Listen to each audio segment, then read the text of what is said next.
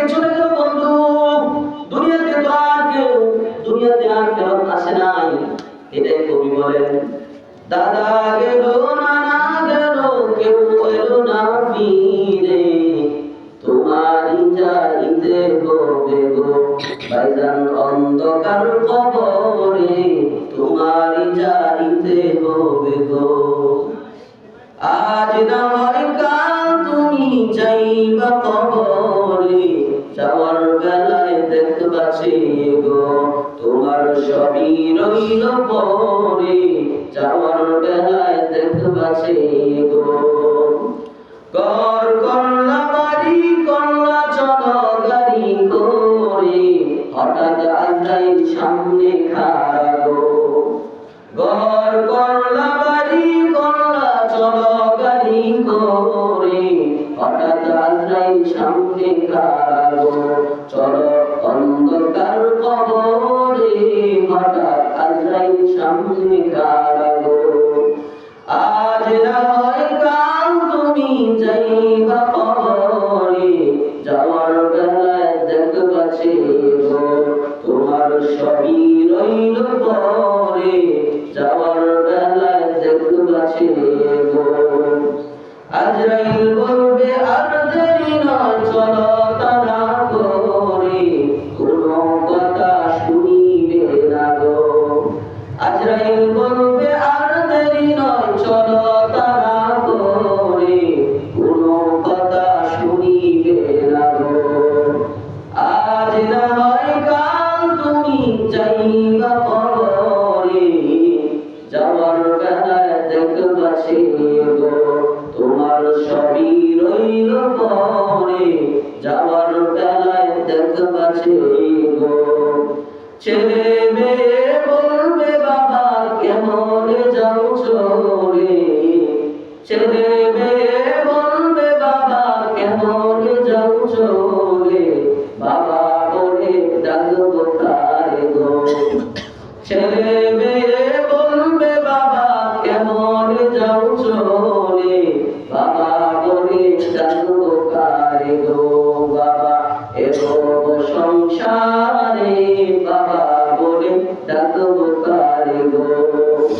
আজ না হয় কাল তুমি যাইবা কবরে, যাওয়ার বেলায় দেখবা সে গো তোমার সবই রইল পরে, যাওয়ার বেলায় দেখবা সে গো। কি বলেন ঠিক না? যাওয়ার বেলায় আমার সঙ্গে কিছু যাবে, আমার সম্পদ আমার যাবে না, আমার মাল আমার যাবে না, আমার সন্তান তারাও আমার যাবে না। আল্লাহ তাআলা কোরআনের ভিতরে বলেন, ইয়াউমা লা ইয়ানফাউ মালু ওয়ালা বানুন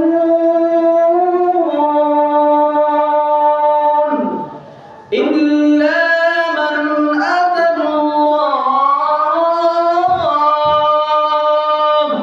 ইল্লা মান আতাল্লাহ বিকলবিন সালিম। আল্লাহ বলেন, দুনিয়ার মানুষ কবরে যখন তুমি রওনা করবা, কবরে রওনা করার সময় তোমার সম্পদ তোমার সাথে যাবে না। কবরে যখন তুমি রওনা করবা, তখন তোমার সন্তান তোমার সঙ্গে যাবে না। তোমার সঙ্গে শুধুমাত্র যাবে তোমার পরিশুদ্ধ আত্মা, তোমার সঙ্গে শুধুমাত্র যাবে তোমার কলবে সালিম, তোমার নেক আমল, এগুলো তোমার সঙ্গী হবে। আর কোনো কিছুই তোমার সঙ্গী হবে না। কি বলেন বাবা হবে না? বাবা হবে। দুনিয়াতে আপনার অনেক সম্পদ, আপনার মারার সময় যখন আপনাকে দাফন করা হবে, কবরে দেওয়া হবে, তখন আপনার সম্পদ কি আপনার সাথে দিবেন? আপনার অনেক সন্তান, আপনাকে যখন কবরে রাখা হবে, আপনার কোন সন্তান কি আপনার সাথে কবরে দেওয়া হবে? না বাবা, না না না, আপনার সম্পদ আপনার সাথে কবরে দেওয়া হবে না, আপনার সন্তানকে আপনার সাথে কবরে দেওয়া হবে না। তাহলে বন্ধু, আমাদের মরণ হবে, মরণের পরে আমাদের গাটি হবে প্রথম কি? কবর। প্রথম গাটি কি হবে? কবর। এ বন্ধু, আল্লাহর নবীর একজন সাহাবী, যার নাম হলো হযরত আলা ইবনে আজরামি রাদিয়াল্লাহু তাআলা। রাদিয়াল্লাহু তাআলা আনহু তিনি riwayat করে বলেন আল্লাহর রাসূলের একজন আনসার সাহাবী মদিনার একজন সাহাবী দুনিয়া থেকে বিদায় নেন। দুনিয়া থেকে বিদায় নেওয়ার পর আলা ইবনে আজরাবি বলেন খরাজনা মা রাসূলিল্লাহ সাল্লাল্লাহু তাআলা আলাইহি ওয়াসাল্লাম ফি জানাজাতি রাজুলিন মিনাল আনসার। আল্লাহর নবীর একজন আনসারী সাহাবী দুনিয়া থেকে বিদায় নেওয়ার পর ওই আনসারী সাহাবীর জানাজার নামাজ পড়ার জন্য আমরা আল্লাহর রাসূলের সাথে রওনা করলাম। আল্লাহর রাসূলের সাথে রাসূলের সাহাবীর জানাজার নামাজ পড়ার জন্য আমরা রওনা করলাম। এ বন্ধু আলা ইবনে আজরাবি বলেন আল্লাহর নবীর ওই সাহাবীকে যে জায়গায় কবর দেওয়া হবে, কবর খনন করা হলো, ওই জায়গা দিয়ে যখন আমরা যাইতেছিলাম ওই জায়গা দিয়ে যাওয়ার সময় জানাসা হাওলাহু আল্লাহর নবী ওই আনসারী সাহাবীকে যে জায়গায় দাফন করা হবে, কবর দেওয়া হবে, ওই কবরের নিকট আল্লাহর নবী বসে পড়লেন। যে জায়গায় আনসারী সাহাবীকে দাফন করা হবে, কবর দেওয়া হবে, ওই জায়গায় আল্লাহর পয়গম্বর বসে গেলেন। আলা ইবনে আজরাবি বলেন যে মাত্র আল্লাহ পয়গম্বর কবরের নিকট বসে গেলেন ওয়াজালাসনা হাওলা আমরাও আল্লাহর নবীর সাথে কবরের সামনে বসে পড়লাম। আল্লাহর নবী কবরে বসে পড়লেন, কবরের নিকট বসে পড়লেন, আমরাও আল্লাহর নবীর সামনে আমরা সবাই বসে পড়লাম। কেমন ভাবে বসলাম? আলা ইবনে আজরাবি বলেন কান্না আলা রুসিনা আত-তুয়ুর, আমরা রাসূলের সামনে এমন ভাবে বসলাম আমাদের মাথার উপর যদি পাখি বসে তাহলে আমরা টের পাবো না। পয়গম্বরের সামনে এমন আদব নিয়ে আমরা বসলাম, এমন ভাবে আমরা বসলাম আমাদের মাথার উপর যদি পাখি বসে তাহলে আমরা বলতে পারবো না যে আমাদের মাথার উপর পাখি আছে, এটা টের পাবো না। এই জায়গা থেকে আমাদের একটা শিক্ষণীয় বিষয় হলো বন্ধু, যারা নাইবে নবী ওয়ারাসাতুল আম্বিয়া উলামায়ে ইকরাম তাদের সাথে কোনদিন বেয়াদবি করবো না, তাদেরকে কষ্টমূলক কোনো কথা বলবো না। এর বন্ধু যারা নাইবে নবী ওয়ারাসাতুল আম্বিয়া উলামায়ে ইকরাম তারা হলো নবীর উত্তরসূরি, তারা হলো নবীর নায়েব। আল্লাহর নবী নিজে হাদিস শরীফের ভিতরে বলেছেন ইন্নাল উলামা ওয়ারাসাতুল আম্বিয়া, আমি আল্লাহর নবী, আমি আল্লাহর পয়গম্বর, আমি আমার জামানার যারা আলেম তাদেরকে আমার উত্তরাধিকার আমি করে দিলাম। নাইবে নবীরা হলো নবীর উত্তরাধিকারী, আলেমরা হলো নবীর উত্তরাধিকার। এ বন্ধু আল্লাহর নবী বলেন আমার উম্মত আমি আমাকে পাবে না, আখিরি জামানার পয়গম্বর আমি নবীকে তারা পাবে না, কিন্তু আমার জামানার যারা আলেম তাদেরকে পাইব। তাদেরকে পাওয়ার পর যদি তারা ওই আলেমদের সাথে ভালো আচরণ করে তাহলে আমি নবীর সাথে ভালো আচরণ করা হয়, ওই আলেমদের সাথে যদি হাত মিলাই আল্লাহর নবী বলেন আমার সাথে হাত মিলানো হলো। তাহলে বন্ধু সাহাবারা আল্লাহর নবীর সামনে এমন ভাবে বসলেন, সাহাবারা বলেন যদি আমাদের মাথার উপর পাখি বসে তাহলে আমরা টের পাবো না, আমরা বলতে পারবো না। এজন্য বন্ধু আমরাও আলেমদের সাথে এমন আচরণ করবো, আলেমদের সাথে এমন আমরা সদয়শীল হবো, এমন ভাবে আলেমদের সাথে উঠা বসা করবো আমাদের আচরণে যেন আলেমরা কোনো সময় কষ্ট না পায়। এটা নবীর শিক্ষা, সাহাবাদের শিক্ষা। এ বন্ধু আল্লাহর নবীর সাহাবী আলা ইবনে আজরামি বলেন ওয়া ফি ইয়াদিহি উদ, আল্লাহর নবীর হাতে হলো একটা লাঠি। আল্লাহর নবী কবরের নিকট বসা, রাসূলের হাতে হলো একটা লাঠি ইয়ারকুরু বিহিল আরদ, আল্লাহর নবী এই লাঠি দ্বারা জমিনের মধ্যে আঁকাআঁকি করতেছেন। এর বন্ধু অনেক সময় যদি আমাদের হাতে লাঠি থাকে তাহলে আমরাও এই লাঠি দ্বারা জমিনে এমনি আঁকাআঁকি করি। আল্লাহর নবী ওই লাঠি দ্বারা জমিনের মধ্যে আঁকাআঁকি করতেছেন, আমরা সবাই রাসূলের দিকে তাকায় রইলাম, রাসূল কিচ্ছু বলে না। অবাক হয়ে আমরা সমস্ত সাহাবারাই আল্লাহর নবীর দিকে তাকাইলাম, রাসূল কেন কিছু বলে না। আলা ইবনে আজরাবি বলেন হঠাৎ আল্লাহর নবী এভাবে মাথাকে উপরের দিকে উঠাইলেন, আল্লাহর নবী হঠাৎ মাথা উপরের দিকে উঠালেন। আল্লাহর পয়গম্বর হঠাৎ মাথা উপরের দিকে উঠানোর পর আল্লাহর নবী বললেন, হে আমার সাহাবার দল, ইস্তাঈযু বিল্লাহ মিন আযাবিল কবরি মাররাতাইনি আও সালাসা। আল্লাহর নবী বললেন, সাহাবার দল রে, তোমরা আল্লাহর কাছে এই যে কবর, আমার সাহাবী, আমার আনসার সাহাবীকে দাফন করার জন্য, কবর দেওয়ার জন্য যে কবরকে খনন করা হবে, সাহাবার দল, এই কবর থেকে তোমরা আল্লাহর কাছে আশ্রয় চাও। এই কবর থেকে, এই কবরের শাস্তি থেকে তোমরা আল্লাহর কাছে পানা চাও। এই কবরের আযাব থেকে তোমরা আল্লাহর কাছে আশ্রয় চাও। এই কথাটা আল্লাহর নবী একবার নয়, দুইবার নয়, তিনবার বলছেন। আল্লাহর নবী তিনবার বললেন, সাহাবারে, আমার সাহাবীকে যে কবরে দাফন করা হবে, এই যে কবর, যে কবর তোমরা দেখতেছো, এই কবর থেকে তোমরা আল্লাহর কাছে পানা চাও, আল্লাহর কাছে আশ্রয় চাও। কেন রে এ মুসলমান, আল্লাহর গোলাম, আরে নবীরা আশিকের দল, আল্লাহর নবীর এক সাহাবী, যার নাম হলো ওসমান, নাম শুনেন নাই? যাকে যিন্নুরাইন বলা হয়। আল্লাহর নবীর দুজন আদরের কন্যাকে তিনি বিবাহ করেছেন। আল্লাহু আকবার। ওসমান এর বন্ধু, দুনিয়ার জমিনের ভিতরে 10 জন ব্যক্তি দুনিয়া থেকে বন্ধুরা আমার জান্নাতের সার্টিফিকেট পেয়েছেন। 10 জন আল্লাহর নবীর সাহাবী দুনিয়াতে থাকা অবস্থায় জান্নাতে যাবেন, এই সার্টিফিকেট, এই ঘোষণা আল্লাহর নবী দিয়েছেন। তাদের মধ্যে একজন হলো উসমান গনি রাদিয়াল্লাহু তাআলা আনহু।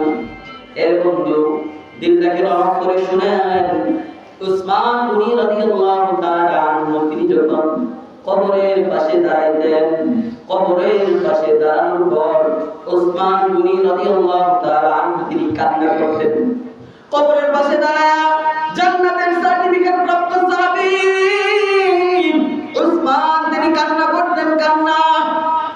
কান্না এমন ভাবে কান্না করতেন, কান্না করতে করতে উসমান রাদিয়াল্লাহু তাআলা আনহু দাড়ি মুবারক পর্যন্ত ভিজিয়ে ফেলতেন, দাড়িগুলো ভিজিয়ে ফেলতেন। এমন ভাবে উসমান কবরের নিচে দাঁড়ায় কান্না করতেন। একদিন উসমান রাদিয়াল্লাহু তাআলা আনহুকে জিজ্ঞাসা করা হলো, ও উসমান, আপনি তো জান্নাতের কথা আমাদেরকে শোনান, আপনি তো জান্নাতের আলোচনা করেন, আপনি তো আমাদেরকে জাহান্নামের কথা শোনান, আপনি তো জাহান্নামের আলোচনা করেন। ও উসমান, জান্নাতের আলোচনা করার ক্ষেত্রে কি আপনি কোনো সময় কান্না করেন না? জাহান্নামের এত ভয়াবহ আযাবের কথা বলতে গিয়েও আপনি কোনো সময় কান্না করেন না? ও উসমান, কিন্তু আমরা যখনই আপনাকে দেখি কবরের পাশে গেলেন, কবরের পাশে যান, তখনই আপনি কবরের পাশে দাঁড়ায় কেন কান্না করেন? আপনি কবরের পাশে দাঁড়ায় কেন কান্না করেন? উসমান বলেন, এ আমার সঙ্গীরা, আমি আল্লাহর নবীকে বলতে শুনেছি, আমি আল্লাহর পয়গম্বরকে বলতে শুনেছি, আখিরাতের যত গাটি তার মধ্যে প্রথম গাটি হলো কবর। আখিরাতের মধ্যে যত গাটি হবে তার মধ্যে প্রথম গাটির নাম কি বলেন? কবর। আল্লাহর নবীকে বলতে শুনেছি, আল্লাহর নবী বলেছেন, আমার যে উম্মত আখিরাতের এই প্রথম গাটি কবর নামক গাটি থেকে মুক্তি পাবে, তার জন্য আখিরাতের বাকি গাটিগুলো অধিক সহজ হয়ে যাবে। সুবহানাল্লাহ। উসমান বলেন, আল্লাহর নবী বলেছেন আখিরাতের প্রথম গাটির নাম কবর। এই কবর থেকে যে ব্যক্তি মুক্তি পাবে, তার জন্য আখিরাতের বাকি গাটিগুলো অধিক সহজ হয়ে যাবে। বাকি গাটিগুলো থেকে মুক্তি পাওয়া তার জন্য অনেক সহজ হবে।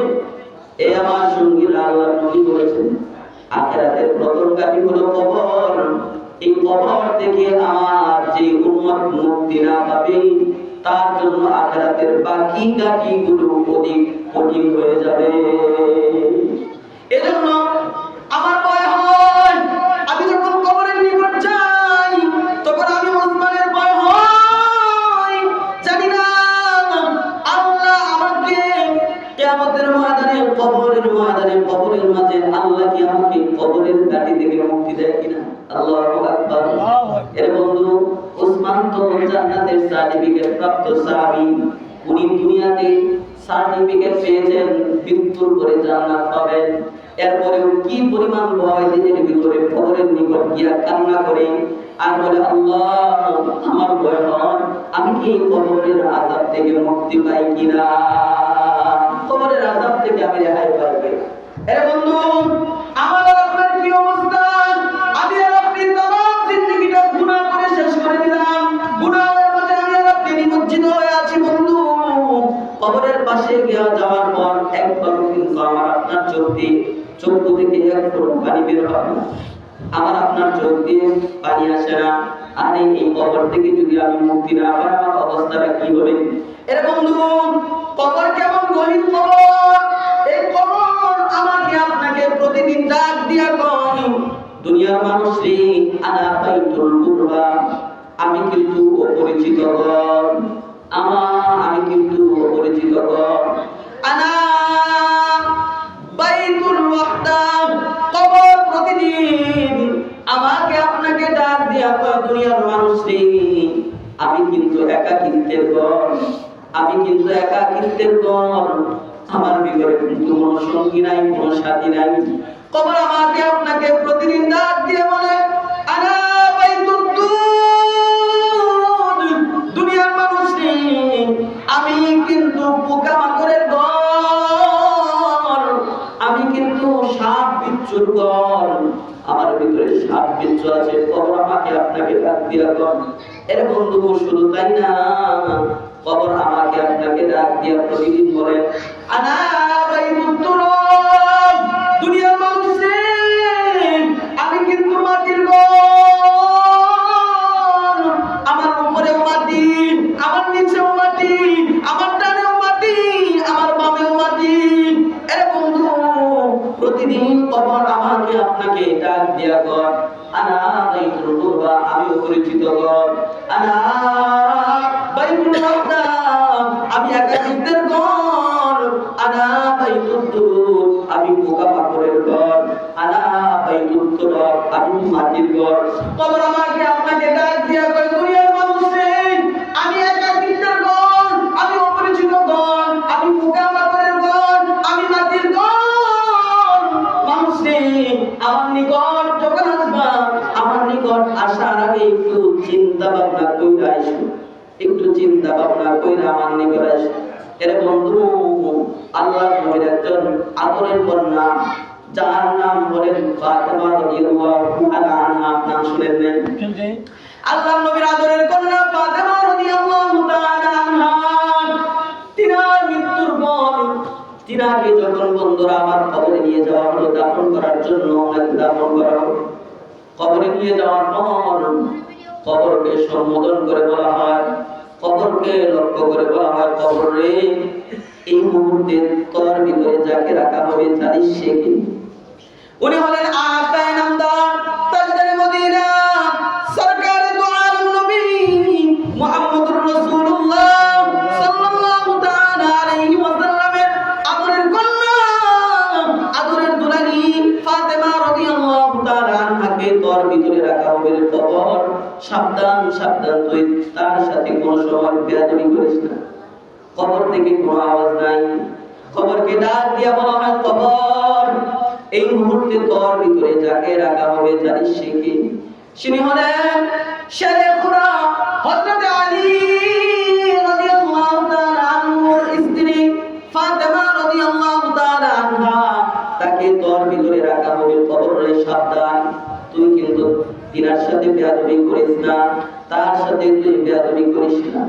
কবর থেকে কোনো আওয়াজ নাই, কবর আবার ডাক দিয়া বলা হয়, কবর রে, এর কবর তোর ভিতরে এখন যাকে রাখা হবে তিনি সাধারণ কোনো মহিলা না, তিনি জান্নাতি রমণীদের সর্দার। আল্লাহু আকবার। জান্নাতি রমণীদের সর্দার ফাতেমা রাদিয়াল্লাহু তাআলা আনহাকে তোর ভিতরে রাখা হবে রে কবর। সাবধান সাবধান, তুই কিন্তু তার সাথে বেয়াদবি করিস না, কোনো অন্যায়মূলক আচরণ করিস না। কবর থেকে কোনো আওয়াজ আসে না। কবরকে আবার ডাক দিয়া বলা হয়, কবর রে, তোর ভিতরে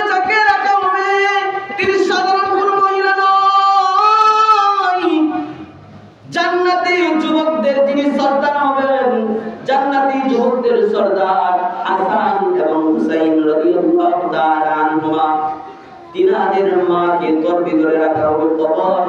সাবধান সাবধান, তিনার সাথে কোনো বেয়াদবি করিস না। এরে বন্ধু, কবরকে বলা হলো কবর। তোর ভিতরে রাখা হবে আল্লাহর নবীর আদরের কন্যা ফাতেমাকে, কবর থেকে কোনো আওয়াজ নাই। কবরকে বলা হলো কবর। তোর ভিতরে রাখা হবে আলী রাদিয়াল্লাহু তাআলা আনহুর স্ত্রীকে, কবর থেকে কোনো আওয়াজ নাই। কবরকে বলা হলো কবর। তোর ভিতরে রাখা হবে জান্নাতি রমণীদের সর্দার ফাতেমা রাদিয়াল্লাহু তাআলা আনহাকে, কবর থেকে কোনো আওয়াজ নাই। কবরকে বলা হলো কবর। তোর ভিতরে রাখা হবে হাসান এবং হুসাইনের আম্মা ফাতেমা রাদিয়াল্লাহু তাআলা আনহাকে, কবর থেকে কোনো আওয়াজ নাই। এর বন্ধু, আল্লাহ তাআলা কবরকে আদেশ করলেন, কবর তোর অবস্থা দিয়ে হঠাৎ কবর থেকে গায়েবী আওয়াজ আসে। কে আল্লাহর নবীর কন্যা? আমি চিনি না। কে আলী রাদিয়াল্লাহু আনহুর স্ত্রী? এটাও আমি চিনি না। কে জান্নাতি রমণীদের সর্দার? তাকেও আমি চিনি না। কে হাসান হুসাইনের আম্মা? তাকেও আমি চিনি না। আমি কবর শুধুমাত্র একমাত্র কেবলমাত্র চিনি নেক আমল। নেক আমল ছাড়া আর আমি কিছুই চিনি না। এজন্যই বলা হয়, এজন্যই বন্ধুরা আমার বলা হয়, আল্লাহ নবী বলেন এই কবরটা হলো একাকিত্বের ঘর, এই কবর হলো পোকামাকড়ের ঘর, এই কবর হলো মাটির ঘর। এই কবরের মাঝে তোমার সাথে কিছুই যাবে না। এই কবরের ভিতরে তোমার শুধুমাত্র তোমার সঙ্গে যাবে, কেবলমাত্র তোমার সাথে যাবে তোমার নেক আমল। তোমার নেক আমল এগুলো তোমার কবর, এগুলো তোমার সাথে যাবে। এর বন্ধু, এই কবরের পথের যাত্রী আমরা সবাই কিনা? এই বলেন, কবরের পথের যাত্রী আমরা সবাই কিনা? কবর পথের যাত্রী তুমি,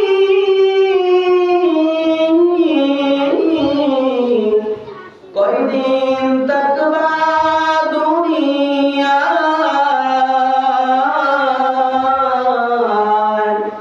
আজরাইল তো তোমার পিছে ঘুরছে সর্বদা। কবর পথের যাত্রী তুমি, কয়দিন থাকবা দুনিয়ায়? আজরাইল তো তোমার পিছে ঘুরছে সর্বদা। কবর যে কঠিন বাগান, পড়বে দরায় পাপী তামাম। কবর যে কঠিন বাগান, পড়বে দরায় পাপী তামাম। চঞ্চাতুরি করার মতো জায়গা সে কোনো নয়। আজরাইল তো তোমার পিছে ঘুরছে সর্বদা। কবরেতে যাওয়ার পরে ধনী গরিব সবার তরে। এ বাবা, কবরে যাওয়ার সময় ধনীর জন্য কি আলাদা হবেনি? গরিবের জন্য কি আলাদা হবেনি? না, ধনী এবং গরিব সবার জন্য একই কবর হবে। ধনী এবং গরিব যখন কবরে যাবে, কবরে যাওয়ার পর কবি বলেন আল্লাহ তাআলা ধনীর প্রতিও এবং গরিবের প্রতিও আল্লাহ নিষ্ঠুর নির্দয় হয়ে যাবেন। যদি আমল না পান, যদি আমলনামা না পায়, আল্লাহ কিন্তু সবার প্রতি নিষ্ঠুর নির্দয় হয়ে যাবেন। এজন্য বন্ধু, আমাকে আপনাকে কবর ডাক দিয়া বলে, আমার নিকট আসার আগে নেক আমল নিয়ে আসি। এরে বন্ধু, আপনার চোখটা বন্ধ করে আপনি একটু ফিকির করেন, আপনি একটু চিন্তা করেন। এখন আপনি মারা গেলেন, আপনি মনে করলেন এখন আপনি মারা গেলেন, আপনি মারা যাওয়ার পর আপনি যদি পুরুষ হন, আপনাকে 3 টুকরা কাপড়ের ভিতরে পেঁচাবে, 3 টুকরা কাপড়ের ভিতরে আপনাকে প্যাকেট করবে, প্যাকেট কইরা এমন একটা জায়গায় আপনাকে রেখে আসবে, আপনার সন্তানরাও আপনাকে রেখে আসবে, আপনার আত্মীয় স্বজন আপনাকে রেখে আসবে। যে জায়গার ভিতরে দিনের বেলাও একাকী যাইতে ভয় হয়, এমন একটা জায়গায় বন্ধু আপনাকে সবাই কিন্তু রেখে আসবে। শুধু ওই জায়গায় কেমন একটা জায়গা আপনাকে রেখে আসবে, এমন একটা গর্তের ভিতরে রেখে আসবে, যে গর্তের ভিতরে কোনো আলো নাই, যে গর্তের ভিতরে কোনো বাতি নাই, যে গর্তের ভিতরে কোনো সাথী নাই, কোনো সঙ্গী নাই, একমাত্র নীরব একটা জায়গা, যেটা চতুর্দিকে মাটি, এমন একটা গর্তের ভিতরে আপনাকে রেখে আসবে রে বন্ধু। এ বন্ধু, আপনাকে যখন এই গর্তের ভিতরে রেখে আসবে, কবরে রেখে আসবে, আপনাকে এই গর্তের ভিতরে কবরে রেখে আসার পর আপনার কবরের ভিতরে আল্লাহর নবী বলেন ফায়াতিয়ানি মালাকান, আপনার কবরে 2 জন ফেরেশতা যাবে, মুনকার নাকির নামে 2 জন ফেরেশতা আপনার কবরে যাবে। যাওয়ার পর আপনাকে কিন্তু শোয়া রাইখা আসবে ওই 2 জন ফেরেশতা। বন্ধুরা আমার, আল্লাহর নবী বলেন ফায়াতিসানিহি, আপনাকে উড়ায়া বসাবে, আপনাকে শোয়া থেকে উঠায় বসাবে। একটু ফিকির করেন, আপনাকে শোয়া থেকে উঠায় বসানোর পর আপনাকে বন্ধুরা আমার 3টা প্রশ্ন করবে।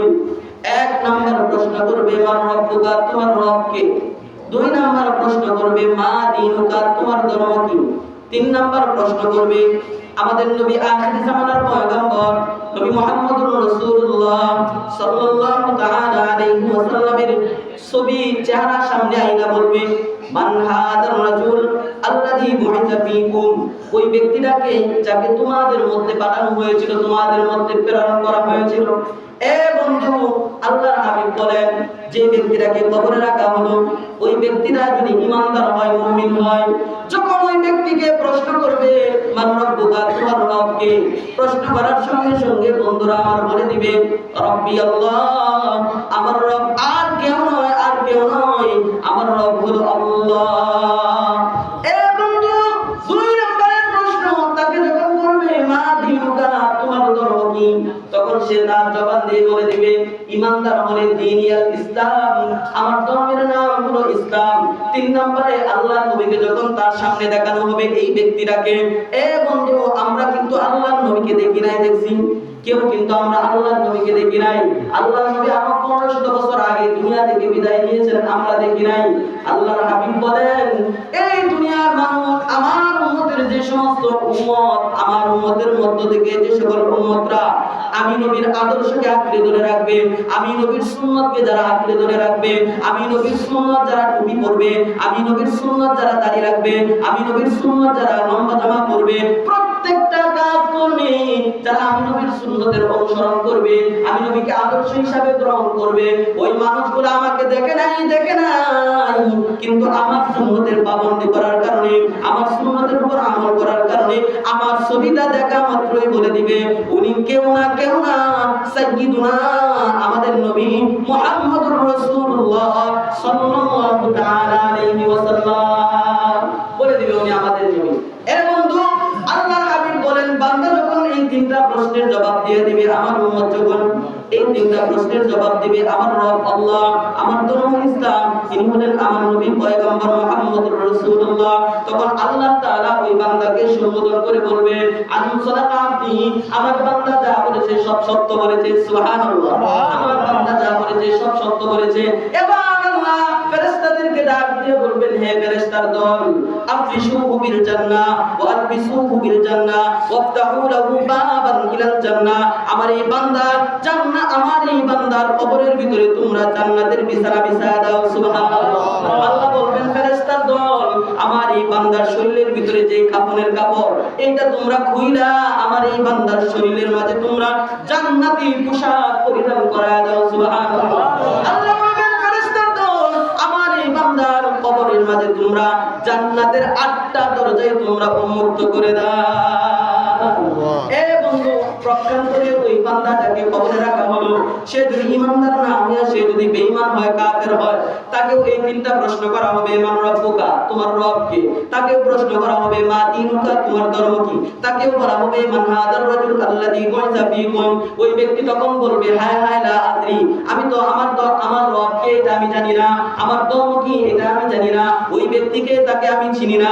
এই তিনটা প্রশ্নের জবাব বন্ধুরা আমার যখন সে না দিতে পারবে, তখন আল্লাহ তাআলা বলবেন, আনকাদাবা আব্দি, আমার এই বান্দা যা বলেছে সব মিথ্যা বলেছে। হে ফেরেশতার দল, আলবিসুহু মিনান নার ওয়া আবদিসুহু মিনান নার ওয়া আলবিসুহু মিনান নার ওয়াফতাহু লাহু বাবান ইলান নার। আমার এই বান্দার কবরের ভিতরে তোমরা জাহান্নামের আগুনের বিছানা বিছায়া দাও। আমার এই বান্দার কবর, আমার এই বান্দার শরীরে তোমরা জাহান্নামের আগুনের পোশাক পরিধান করায়া দাও। আমার এই বান্দার কবরের মাঝে তোমরা জাহান্নামের 7টা দরজা তোমরা উন্মুক্ত করে দাও। এর বন্ধু তখন তার কবরটা বন্ধু আমার জাহান্নামের আগুন হয়ে যাবে, তার শরীরটাও জাহান্নামের আগুনের পোশাক থাকবে, তার কবর জাহান্নামের বিছানা থাকবে, আগুনের বিছানা থাকবে। জাহান্নামের আগুন কত ভয়াবহ হবে! আল্লাহর নবী বলেন, দুনিয়ার মানুষে, দুনিয়ার জমিনের ভিতরে তোমরা যে আগুনটা দেখো, এই আগুনটা হলো নার কুনতুসকুম মিন নারি ৭০ নারা। আল্লাহর নবী বলেন, দুনিয়ার আগুনটা হলো জাহান্নামের আগুনের ৭০ ভাগের ১ ভাগ। দুনিয়ার আগুন জাহান্নামের আগুনের ৭০ ভাগের ১ ভাগ মাত্র। এর বন্ধু আপনি একটু ফিকির করেন, আপনি একটু চিন্তা করেন, আরে আমার কপালে যদি জাহান্নামে যাওয়া লাগে, আমার যদি জাহান্নামে যাওয়া লাগে, তাহলে এই ভয়াবহ আগুন আমি কিভাবে সহ্য করব? কিভাবে আমি এই জাহান্নামের আযাব আমি সহ্য করব? আমি কিভাবে সইব?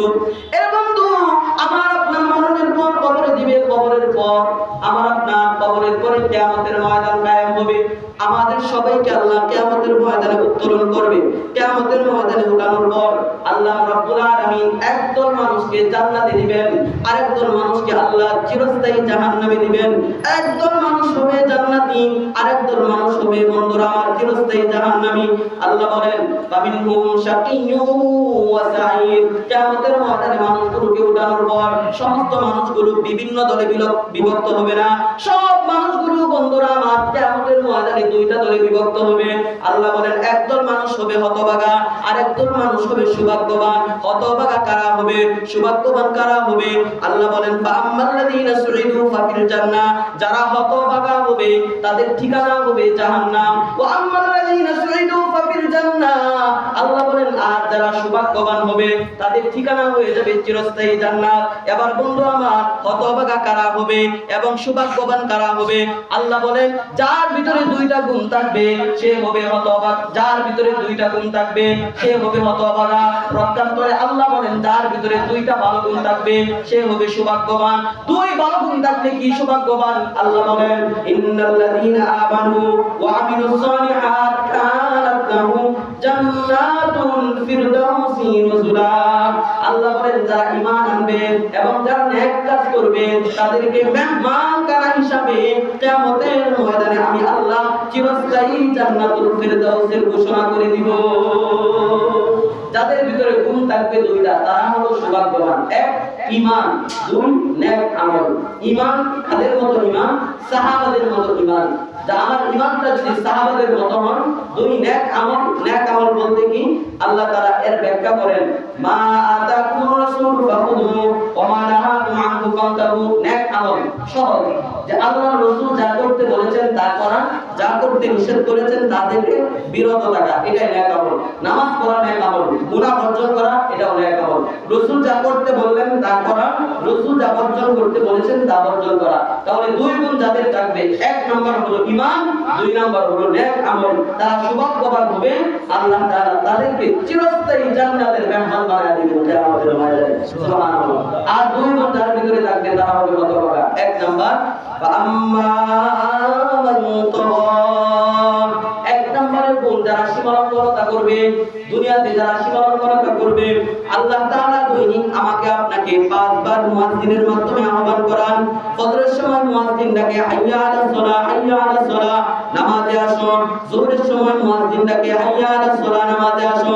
এরকম ভাবে বন্ধুরা আমার প্রত্যেকটা ওয়াক্তে মুয়াজ্জিন আমাকে আপনাকে ডাকে। ফজরে আমাকে ডাকলো, আমাকে পাই নাই, আমাকে যোহরে ডাকলো পাই নাই, আসরে ডাকলো পাই নাই, মাগরিবে ডাকলো পাই নাই, এশায় ডাকলো পাই নাই। এই যে আমি